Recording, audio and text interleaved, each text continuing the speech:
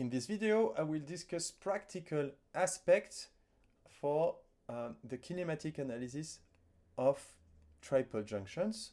So first, we will start with a system which only has two plates and one boundary. So we will talk about the velocity condition for this boundary between plate A and plate B to be stable. So let's discuss, or let's introduce the velocity vector of A relative to B. This is vector UAB. There's a velocity vector for B relative to A, UBA. This boundary here will be stable if UBA plus UBE is equal to 0. So it means that UAB is equal minus UBA. That's a condition for two plates. So let's go a bit further about the meaning of stability. So the stability means that after a little increment of time, the net motion of the boundary is 0. So let's go forward in time and compute the displacement of A with regard to B. So we have velocity vector UAB times an increment delta t. This would be the distance that of motion of this plate with regard to this one. If we make the same for the plate B, it's moving with velocity BA within an increment delta t, and it's making this displacement delta x BA. So we make the sum of these two displacements and you will get 0. So that's the same, so that's the kinematic condition. The net motion is 0, this boundary is stable. If we move to the case with 3 plates, so now we have a system with A, B, and C, and you can recognize from the symbol that these are ridges. So we have one ridge marked by the 2 lines, a second one and a third one. The first thing we want to do, we need to identify a point on each of the plates, and we need to see how plates move, or how points move relative to each other. So we have the point A located on plate A, a point B located on plate B. Since this is a ridge, the motion is divergent, so A is moving away from B, and B is moving away from A. Now let's introduce a third point on plate C. Again, we have a ridge between A and C, so C is moving away from A, and A is moving away from C. The same can be done for the boundary BC. This is also a ridge, so B moves away from C and C moves away from B. That's step number 1. Then we will link the points to create the triangle ABC. Now we add the plate boundaries. So let's add plate boundaries A, B. It is a vertical line that is marked now. It has a right angle here. Let's add boundary AC. It has again a 90 degrees angle and it's cutting through this face. Now we do the last one, UCB, and we draw this limit. It has a right angle to the BC segment, and it crosses through the triangle. What we can identify now is that actually the 3 lines intersect. So yes, they do intersect here, and this basically means that the triple junction is stable. So graphically you can determine this. So we have a triangle and we have different relative velocities of plates, and so we have the velocity of A relative to C, that's UCA, and it will be marking these edges of the triangle. We have the velocity of B relative to A, that's UBA on that side, and the velocity of C relative to B, that's UCB. Now we introduce the stability condition. The sum of these three vectors is 0. So one thing we want to discuss is the azimuth.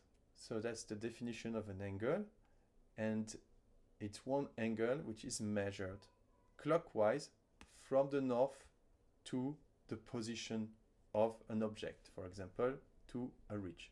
So these are all azimuth angles which are given on this diagram. I just make a quick example of how an azimuth is measured. So we have the system here with the three plates. The north is pointing to the north, and we have the velocity of B relative to A. It's 90 degrees to the north here, so it has this position. We have a ridge here, which is located a bit further down here, and we will have this 90 degrees from this ridge. We will have the motion towards plate C from this ridge here. So what is the azimuth of CB, UCB? It will be 90 degrees here. It will be 110, so that's the azimuth from here to there, 110 plus 90 degrees, because the motion from a ridge is at 90 degrees. Okay, so it's 110 plus 90 degrees. That's how to compute an azimuth. Now we have a problem which is very close to what you will have to do in the exercise. We want to compute the magnitude of a velocity vector, knowing the value of two angles. This one is called alpha minus 180, and this one is 70 degrees. And we know the length of two sides, so we have measured two velocities, UCB and UBA, which we have with different magnitudes. How to compute UAC? There is a rule called the cosine rule. So that's an extension of Pythagorean theorem for non-rectangular triangles, for general triangles. The length of this sides of the triangle is squared is the sum of UBA square plus UCB square minus 2 times UBA times UCB times the angle, or the cosine of the angle, which is opposed to the segment of interest. Okay, so we have the angle in front of UAC is the angle of 70 degrees, which is known. So this we know. UCB and UBA we know. These are the two velocities we know. So we can compute UAC. In this example, UAC would be 100 millimeter per year. 104. Now, we would like to compute the azimuth alpha of the third ridge. So alpha is here on our diagram. For this, we can use the sine rule. So the sine rule, it allows us to equate some ratios. And the ratio is, for example, the sinus of this angle divided by the length of the facing segment is equal to the ratio of the sinus of this angle divided by the length of the facing segment. So we can set up this equality, and then one can solve for alpha. And here we obtain alpha is 226 degrees.